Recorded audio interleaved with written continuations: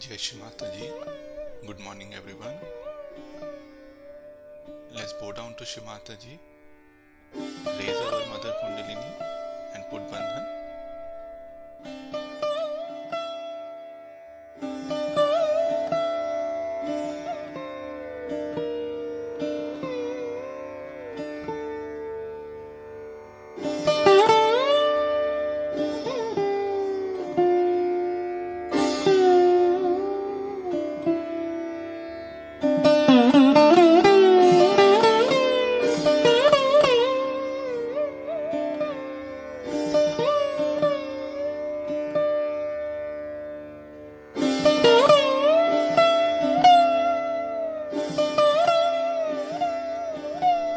Shri Ganesh Mantra.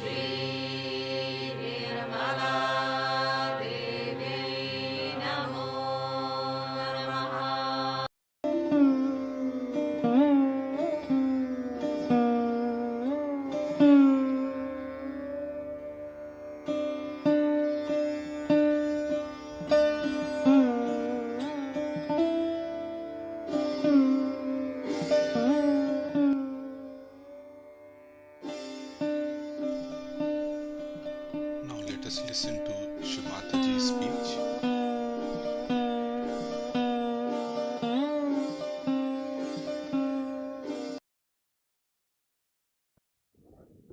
Hello. Good. How are you? It's a good day.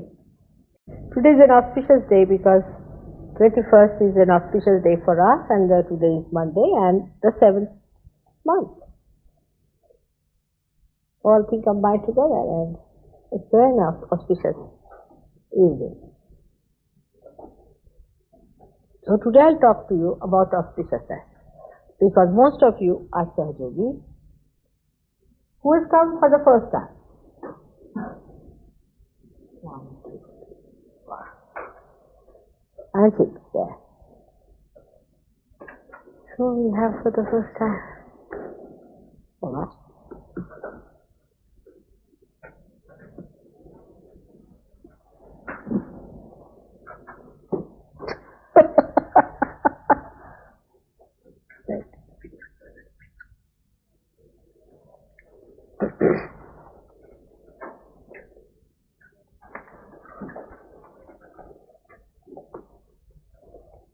I'm sure somebody has talked to them about introduction to Sahaja Yoga or something, huh? And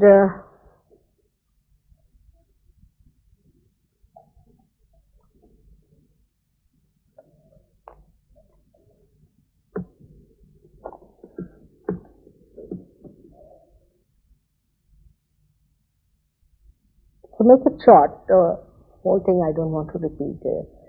As I was thinking of talking on a new subject to the Sahajogis.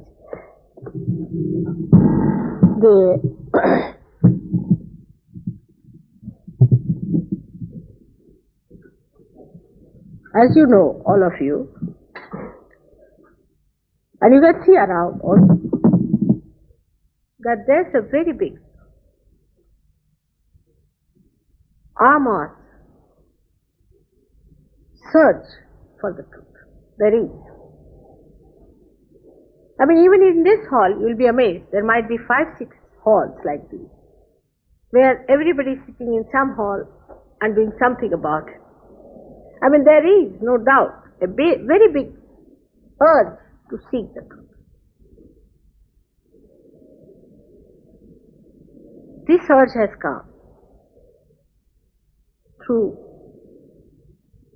our own evolutionary understanding. When human beings have reached a certain stage of sagacity, you can call it, or a satisfaction, like when you have achieved a certain amount of material well-being, or have seen something which doesn't give you a complete answer, like Buddha. Like Buddha, when he saw an old man and then a dead man, he was puzzled at it. He was very much puzzled. And he started wondering, what is this death? And why a human being becomes an old man? There was a prophecy about him when he was a child that he may become an ascetic, or he may give up his family life to find the truth. He might do that. And the parents were worried, and father arranged for him a very big palace with all the things available, and a very beautiful wife and a child. But still from inside he had a feeling of some incompleteness, of meaningless of life. And with that meaningless feeling, once he saw a very, very old man and then a dead man. And this just went into his head. This was 2000 years back, more than that. But today there are many Buddhas living. When his first name was Siddhartha. Siddhartha itself is a very beautiful name, Siddha Artha, the one who has mastered his meaning. The beginning of the name itself was very suggestive. But then he became the Buddha, the enlightened. But you are all Siddharthas who are seeking the truth. He also went to Upanishads and he also went to many people. He went to Benares and he was so disillusioned the way the people were in Benares. He found there was no religion in them, there was no God in them, there was no goodness in them. And they were making money out of all this. Then he went to some gurus and this and that, and everywhere he found that they did not know the truth. He got tired. Very tired. He had given up everything just in the search of truth. And he was so tired, absolutely tired, lay down under a tree, a banyan tree. We call it the Ashwatha. And then Sahaja Yoga itself is a spontaneous awakening of the Kundalini took place, and he got his realization. But that time there was no Mataji Nirmala Devi to tell him that how he got it, where was his Kundalini. He just felt the cool breeze coming in him and he felt himself. So he started talking about it and telling people.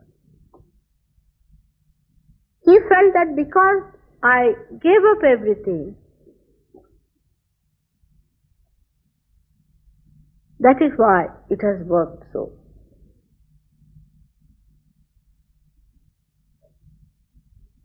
It was a mistake, I would say, or a misunderstanding. Because what do you give up? Whatever you hold on to. What is there to give up? All these stones? What? What is their value?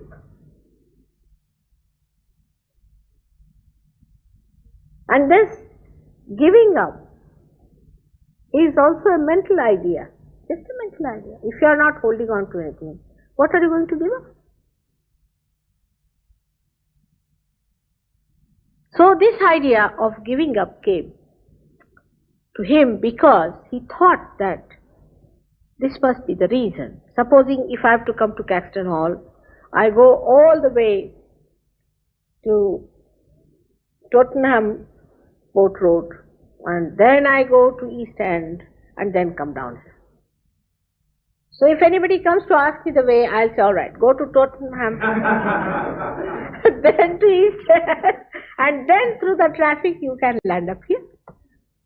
But it's only 2 minutes drive from my house. So it was that kind of a misunderstanding which led him to think that there is no God. In a way it was a misstep, because if you talk of God suddenly, even today if I say there is God, how are you to believe? You can believe your vibrations, you can believe there's a cool breeze coming in, you can see the Kundalini rising, you can see the pulsation of that. But how can you say that there is God? Because I say there is. Because it is pervading. And whatever I say, now you can test it on your vibration. Now how will you know that these vibrations are telling you the truth? It is very simple if you understand the common sense of relativity. Like, bring 2 mad people from lunatic asylum, absolutely certified as mad, alright? And then, Paul is laughing, and then get 2 sane people sitting down.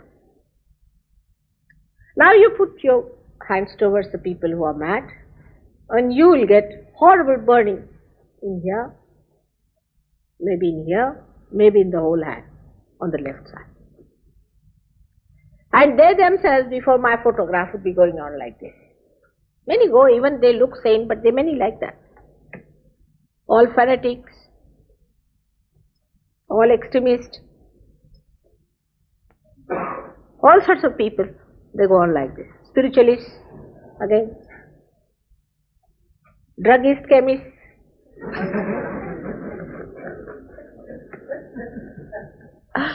cancer patients.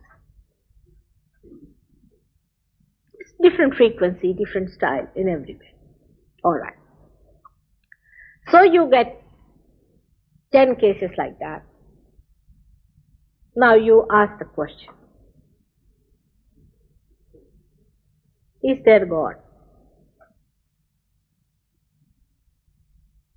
And you start getting cool breeze. Is His power all pervading? You start getting a cool breeze. That is how you find out which is the truth. Whether what I am saying, what vibrations are telling, is the truth or not. That is how you can test your vibration. This search is on, and there are many shops people have opened. This is not a shop, this is a temple. And a temple in the marketplace has a very little value. If you have to climb up 7 mountains to go to a temple, it has much more value. But only few can reach there alive. So the temple had to come down to London, to Caxton Hall, to talk to people. But in the marketplace, if you have a temple, you can notice that people just go in the marketplace, purchase something. Before going, they may throw one anna there, thinking, oh Lord, give me some profit when I am going there. And while coming back, they will throw another 5 annas there, saying that, oh, all right, you have helped me, all right, 5 Ps, all right, for your sake, because I have got some profit I am giving. Because they have a mentality of marketing. Even with God they bargain. The mentality is of marketing. Of most of the people must be. But among them are real people also. Many, many real people are there who are misled. Because they see the crowds going, thousands of people going there, they are also misled. Ultimately, all those who are true seekers will receive their realization. Even those who are not will receive. But first, those who are seeking at the foundation stones, they have to build up themselves in such a way that this big edifice could be raised on its back, on its foundation stone. You people have to be such strong Sahajogis, that from your own life, others would take the lessons and understand that this is something that has really transformed people, because the time of judgment has come and of transformation. The last judgment is not direct, but through transformation. It does not fail much. If you do not fail it, it is not going to fail. It is going to work. All sorts of permutations and combinations, it has worked out. All sorts. Now there is no horrible guru I have not tried. Of course, sometimes I hear some new names from somebody. The other day I heard something new, some other name. He is another funny thing, he is teaching people, I don't know, something very horrid he is teaching people. And maybe He may be successful for a short time, but ultimately those who are true seekers will definitely come. Those who are supporting these wrong organizations will also come to Sahaja Yoga, because they will recognize that by supporting these people, what are we going to gain? We are going to go to hell. They will see their gurus how they are behaving. Ultimately they will come. Of course, for the time being they do not. Sometimes it's quite frustrating. For example, in Norwich, we met two ladies, elderly, quite elderly, but without any common sense. And they said, no, we have a guru who has given us a name. I said, why do you need a guru for that? You can pick up on the streets. A donkey can give you a name. And what is the name they have been given? One of the disciples of this guru told me a name has been given called as Thinga, means a thumb. If you show somebody a thumb, it is Thinga. Just imagine, it's not even Sanskrit. I said, he doesn't know even Sanskrit. Now he's been found out with 6 women around him, and he's got keeps, and he's taking Scotch whiskey. All that, he's busy here. They said, still. I said, still, how long will you go on like that? Of course, some common sense will come into it. So these things are there, existing. But the true ones will understand the true nature of Sahaja. It is so nice to see all of you here, because we are going to have a very nice 27th is the day when we are initiating you as gurus. That's the day you will be initiated as gurus. And special powers will be given to you on that day. But our intellect is to be little bit brought low, and our heart is to be little bit raised high. If we could do that, then we'll be able to create auspiciousness about us. Now I must tell you about auspiciousness. What is auspicious? This word people know. This is not auspicious, that is not auspicious. If you find the horse's horseshoe, it is auspicious. Now do you know, in modern times, the symbol of Sahaja Yoga is a horseshoe shaped. Can you imagine? It has many meanings. But why that shape is auspicious, people did not know. People do not know why a thing is auspicious and a thing is not auspicious. Now this has been in England. For years people were using horseshoe as an auspicious thing, and it is 100%. The shape of a horseshoe emits vibration. You can see for yourself. The shape of that horseshoe is the shape how the Shakti moves, how the power moves, always like this. Elliptical, like that. It goes to a person, say, if I love this person, the vibrations will go like this and embrace her and then come. The first movement is this way. The first dimension is like that, but this can be 360 degrees it moves. The whole creation took place by the movement of the Shakti like this. That's why they sometimes see it parabolic, see like Einstein has been talking about it. But they see partial truth, not the whole. Now, when you have a shape or a form or a kind of assemblage of certain factors in a particular material, could be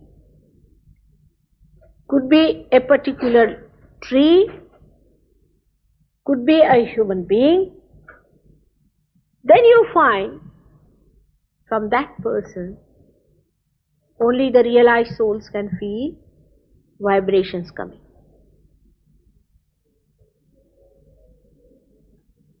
Because whatever emits vibration is auspicious. And auspiciousness is the quality by which we emit vibration. Now, purity is a very relative word in the modern times. People don't understand what is purity. I mean, they don't understand even what is normal, leave alone purity. Everybody seems to be abnormal or subnormal in modern times. Nobody seems to be normal. Even the psychologists can't define what is normal. Normal is that which is auspicious. Now, this is the knowledge of the beyond. With whatever senses you have, you cannot feel it. For example, I went to Stonehenge. Now you all know that there's something about Stonehenge, you know that there's something is about them. But what about them?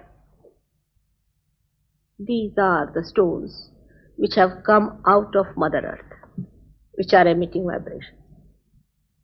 And the covering of that has been done later on. Some people must have, they did not understand how these stones have come out one after another. So they must have used to cover it. But if there were saints, they would have said that this is a stone which has got vibration. For example, when we say that we should not worship any statues in the Bible, it's very correct. Because it has said that whatever is created by Mother Earth or by the sky should not be reproduced. So Mother Earth is producing something. Now ask the Christians, what are they producing? What is the element that is the earth is producing? What is the sky is producing? They will not be able to tell you. What is this Mother Earth producing? Which should not be reproduced. Which should not be worshipped. Means something she is producing which should be worshipped, and that should not be reproduced. This auspiciousness can only be felt by people who are realized souls, or people who are sensitive to spirituality. Those who are not sensitive to spirituality cannot feel it. They do not understand. They may like a person very much because I like. But why? Why do you like a person very much and you do not like another person? That person may be any type, they will say, no, we like. But children, not all, but many children can feel the auspiciousness. Dogs can feel it. Rats can feel it. Snakes can feel it. Tigers can feel it. Lions can feel it. But human beings are rather difficult. Horses can feel it. Horses feel it very much. If you take them near a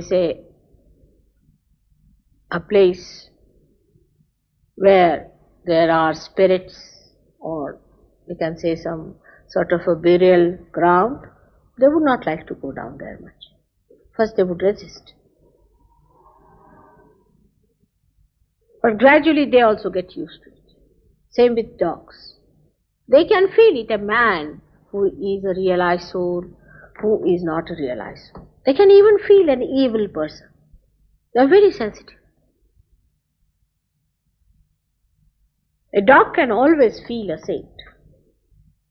Even a mad dog can be controlled by a saint. This auspiciousness, the feeling of auspiciousness, can be felt through heart. It's the feeling from the heart, not from the brain. Not from the ego or super-ego. Means either we get ideas from our ego or from our super-ego, from our conditioning. But if our heart is alive, which is a very rare thing nowadays, most of us have got hearts like frozen, I would not say, like Rock of Gibraltar. Because frozen can be, you see, can be defrosted.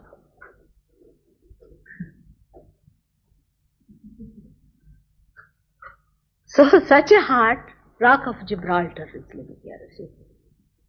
and you meet another person and you feel the another is going to just bang on you with that Rock of Gibraltar. I don't know if you have visited Rock of Gibraltar anytime. I have. One day we were flying on a ship, you see, and suddenly our ship stopped, and what I found is a huge big rock in it. I said, what sort of a thing it is? Because no ship can go near any rock that near, because no rock is that steep to give that much draft for the ship. And this was just like this in front. I said, what sort of a rock is this? This is Rock of Gibraltar. I was looking at it, absolutely a solid piece, you see. And you thought it is going to hit you on your head. Something like that human beings become. How can you feel the auspiciousness? It's a very sensitive thing. Extremely sensitive and delicate. All the delicacy of the heart, I don't know where it is gone.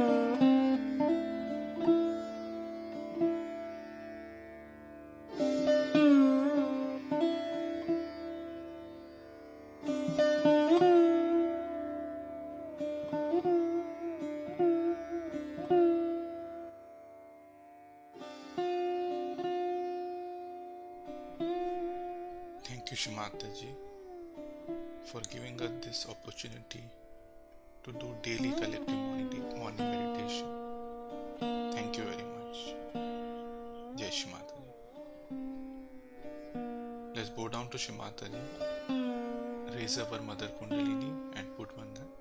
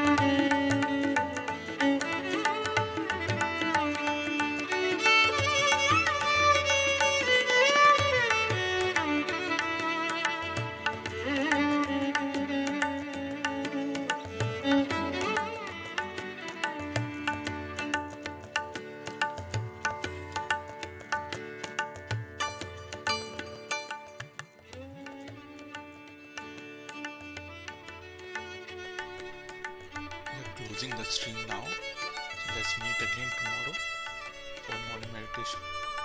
Jai Shri Ram.